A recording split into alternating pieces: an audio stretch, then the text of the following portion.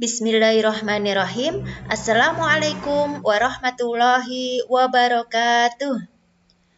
Apa kabarnya soleh solihah? Alhamdulillah. Semoga kita semua senantiasa dalam lindungan Allah Subhanahu wa Ta'ala, senantiasa diberi kesehatan, sehingga kita bisa melaksanakan ibadah-ibadah kita dengan baik. Ya, sebelum kita mulai pelajaran, kita baca doa belajar bersama-sama, diawali dengan membaca ta'awudz. A'udzu billahi minasyaitonir rajim. Bismillahirrahmanirrahim. Rabbi zidni ilma warzuqni fahma. Amin. Masih dengan harapan yang sama, semoga Allah ridho terhadap apa yang kita lakukan hari ini dan kita diberi kemudahan untuk menerima ilmu, memahaminya, dan mengamalkannya dalam kehidupan sehari-hari. Baik anak-anak yang soleh-solihah, kita lanjutkan materi kita dengan bahasan Sirah Nabawiyah. Ya, kali ini Us masih sedikit mengulas tentang peta konsep dakwah Rasulullah untuk lebih mengingatkan kalian pada materi-materi kita yang dahulu. Karena sudah agak lama kita tidak bertemu dan materi-materi yang terdahulu terjeda beberapa waktu. Oke. Bagaimana peta konsep dakwah Rasulullah? Lihat di sini pada tayangan berikutnya. Ya, peta konsep dakwah Rasulullah itu terbagi menjadi dua, nak. Dirangkum di sini pada periode Mekah dan pada periode Madinah. Periode Mekah itu berjalan selama 10 tahun kenabian Muhammad Shallallahu Alaihi Wasallam. Kemudian dilanjutkan pada periode Madinah, yaitu 13 tahun. Apa atau periode Mekah, apa periode Madinah, lebih dalam nanti akan kita pelajari pada bab-bab berikutnya. Namun sedikit Ustazah beri gambaran bahwa setelah usia 40 tahun Rasulullah mendapatkan wahyu yang pertama dari Allah, maka beliau mulai berdakwah. Dimulai dari dakwahnya yang sembunyi-sembunyi, kemudian terang-terangan. Nah, dakwahnya itu dimulai di Mekah, tempat kota kelahirannya. Namun ternyata, nak, dakwah untuk menegakkan tauhid, menyebarkan agama Islam itu tidak mudah. Tantangannya sangat besar. Dari sekian tahun beliaunya berdakwah, itu pengikutnya tidak banyak. Bahkan tantangan-tantangannya itu semakin besar, siksaan semakin besar. Nah, dari sini akhirnya nanti pada periode tertentu, pada tahun tertentu, Rasulullah kemudian berpindah atau hijrah ke Madinah. Nah, di sana beliaunya menyebarkan agama Islam selama 13 tahun sampai beliau nanti kembali lagi ke Mekah untuk menaklukkan kota Mekah. Gitu ya. Oke. Kita lanjut dulu yuk. Dakwah Rasulullah periode Mekah. Apa yang akan beliau perjuangkan di Mekah ketika beliaunya sudah dinobatkan sebagai nabi atau rasul? Yang pertama, kita ketahui bersama bahwa di Mekah itu dahulu orang-orangnya jahiliyah.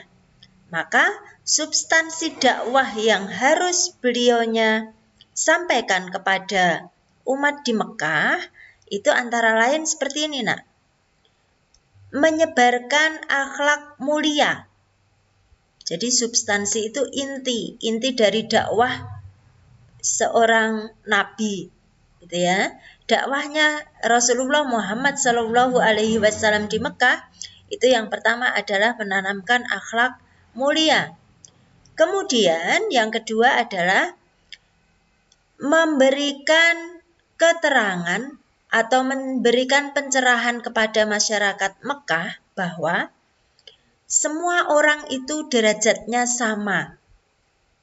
Ya, jadi memberikan pencerahan kepada orang Mekah bahwa kedudukan, harta, kemudian pangkat, nasab itu sebenarnya tidak perlu dibeda-bedakan untuk kita menghormati orang lain.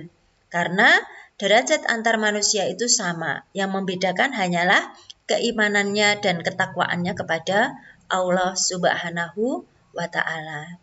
Demikian pun kita anak-anak, dalam bergaul, dalam bersahabat dengan orang lain, dalam bertetangga, itu tidak boleh membeda-bedakan. Oh, itu kaya, aku mau berteman dengan dia. Tidak boleh seperti itu. Oh, dia cantik, aku maunya sama dia saja, nggak mau sama yang lain. Oh, dia anaknya rajin mengerjakan PR, aku mau deket-deket sama dia, nggak mau yang malas-malas. Tidak seperti itu, nggih. Jadi kita berusaha untuk menghormati orang lain karena derajatnya sama. Gitu, nggih. Kemudian ini menegakkan kembali ibadah mahdah. Apa artinya ibadah mahdah ini? Bahwa di sana adalah semua hal yang kita lakukan itu sebenarnya harus diniatkan ibadah. Kenapa? Ini ditegakkan oleh Rasulullah karena di Mekah itu pada zaman dahulu banyak melakukan hal-hal kegiatan itu hanya untuk mencari muka, hanya untuk mencari pujian seperti itu. Nah, di sana akhirnya Rasulullah diutus dan dakwahnya itu adalah salah satunya untuk menegakkan kembali ibadah mahdah. Jadi, untuk melakukan ibadah hanya kepada Allah Subhanahu wa Ta'ala. Kemudian, ini yang terpenting. Di Mekah pada zaman itu banyak sekali penyelewengan terutama pada agama tauhid, pada ketauhidan, ya. Padahal sejak zaman Ibrahim, kemudian Ismail dan seterusnya itu di Mekah sudah diajarkan tentang agama tauhid, yaitu mengesahkan Allah, satu-satunya Tuhan yang harus disembah. Tetapi ternyata orang-orang Mekah itu banyak yang melenceng. Mereka menyembah berhala, mengagungkan orang yang diwujudkan dalam bentuk patung seperti itu. Nah, akhirnya substansi dakwah dari Rasulullah Muhammad SAW itu difokuskan pada menegakkan tauhid, menyebarkan kembali bahwa Tuhan kita itu hanya satu, yaitu Allah Subhanahu wa Ta'ala, bukan berhala-berhala kecil yang dipasang di masing-masing tempat. Oke, kemudian Rasulullah juga menyebarkan bahwa setelah kehidupan kita di dunia ini, maka nanti akan ada kehidupan setelah mati. Jadi kita itu hidup 4 tahap. Alam kita itu 4 tahap. Yang pertama dari mati. Ketika kita masih berupa tanah, mati ya.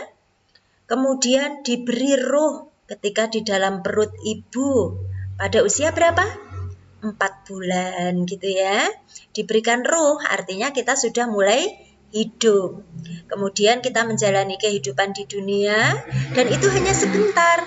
Karena setelahnya kita akan mati. Dikubur gitu ya.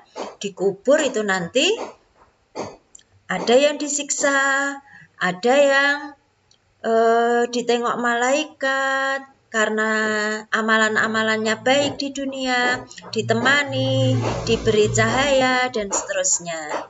Termasuk salah satunya adalah ketika kalian sering membaca Al-Quran, maka Al-Quran itu nanti akan menemani kalian di alam kubur, memberikan cahaya gitu. Bayangkan di dalam kubur itu panjangnya hanya sekitar 2 meter, tingginya setinggi orang, masih ditambahi 1 tangan yang diacungkan ke atas. Kalau orang Jawa itu menyebutnya apa? Sededek pengawe-awe gitu ya. Oke, jadi tingginya itu hampir sekitar 2 meter juga. Nah, di tempat yang sempit itu kita kegelapan. Maka kita harus mencari teman atau mencari cahaya untuk teman kita di alam kubur. Salah satunya dengan sering-sering membaca Al-Quran. Gitu ya. Setelah dari kubur kita mati, setelah itu kita akan dihidupkan lagi. Ini mungkin sudah sering ceritakan sama kalian ya. Nanti kita akan dibangkitkan lagi setelah hari kiamat itu di padang mahsyar. Kemudian kita akan dikumpulkan di sana, dimintai pertanggungjawaban, diputarkan kembali film-film kita ketika di dunia. Apa saja yang kita lakukan, kebaikan atau keburukankah yang ada di sana, semuanya akan terlihat. Tidak ada yang bisa disembunyikan.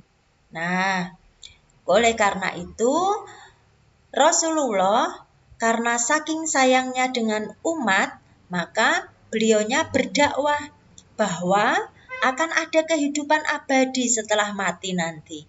Jadi, janganlah kita terlena hidup di dunia, hanya bersenang-senang, berfoya-foya, tidak melakukan ibadah. Seperti itu yang dilakukan oleh Rasulullah. Kemudian, dakwah Rasulullah periode Madinah itu nanti akan kita ulas pada video-video berikutnya. Jadi tetap stay tune di Sirah Nabawiyah ini. Oke? Latar belakang masyarakat Mekah. Ya, ini tadi yang sedikit sudah singgung di depan bahwa substansi dari dakwah Rasulullah itu didasari pada latar belakang masyarakat Mekah. Nah, kenapa toh masyarakat Mekah pada saat itu?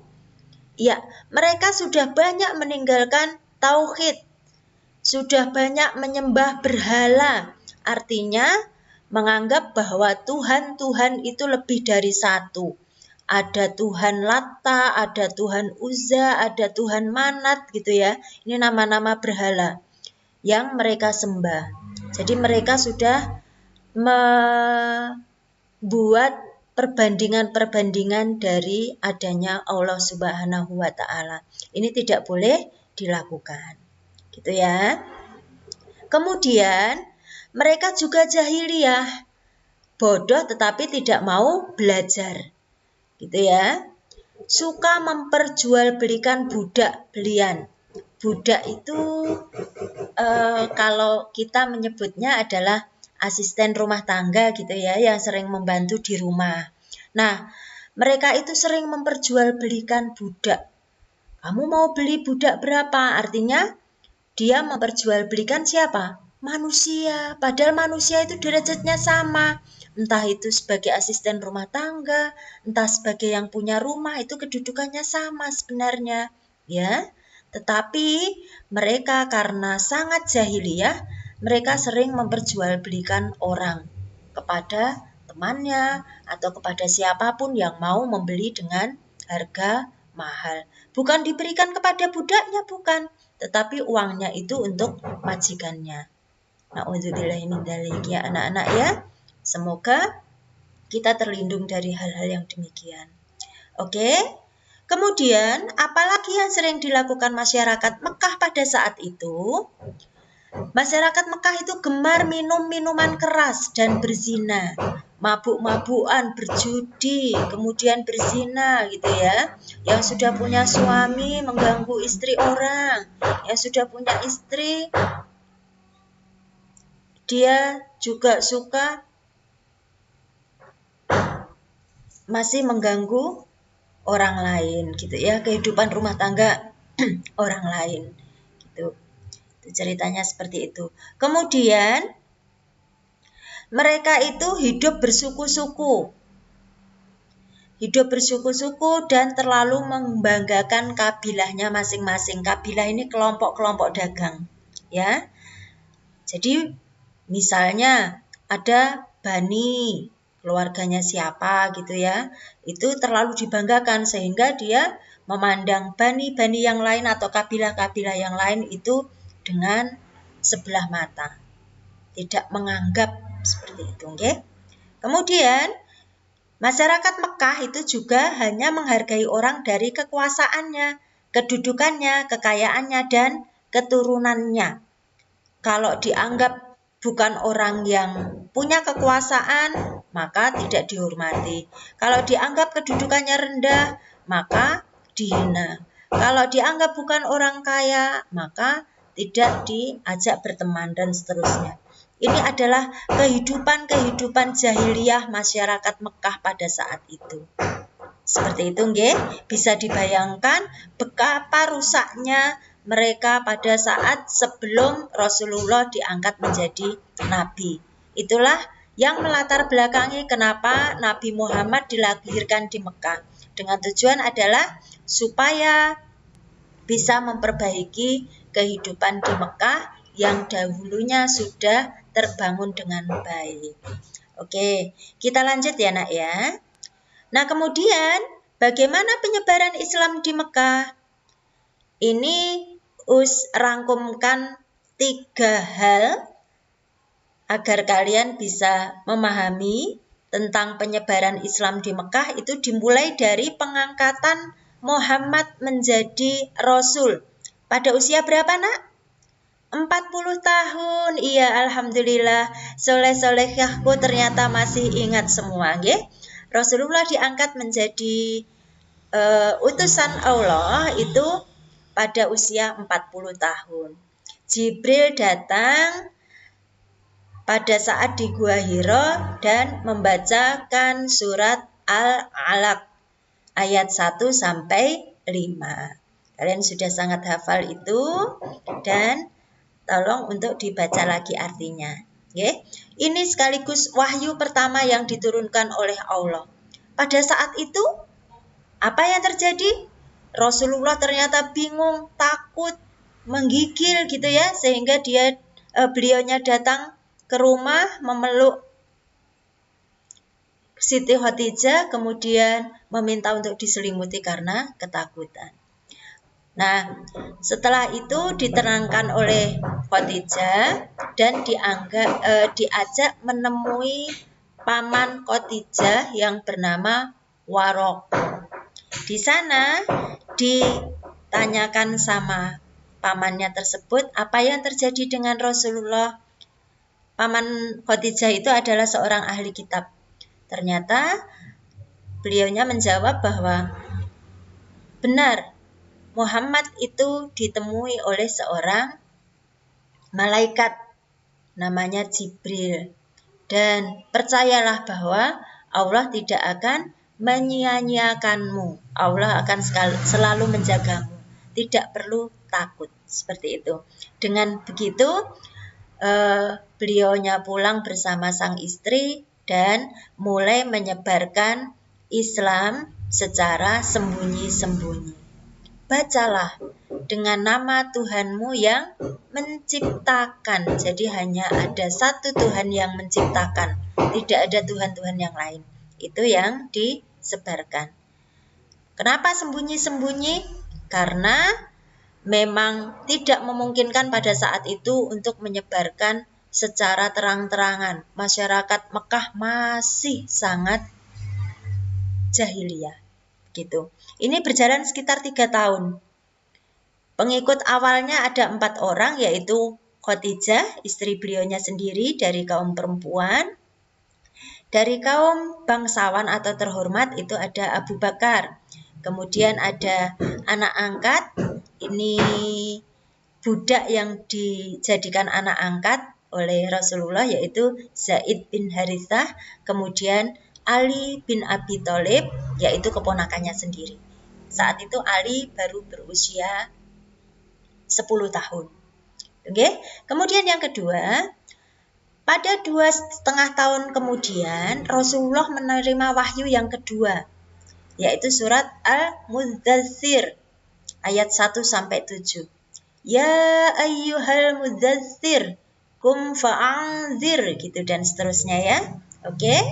Nah, salah satu artinya adalah bangunlah wahai orang-orang yang berselimut, lalu berilah peringatan Dari sini Rasulullah kemudian menyebarkan Islam secara terang-terangan, ya.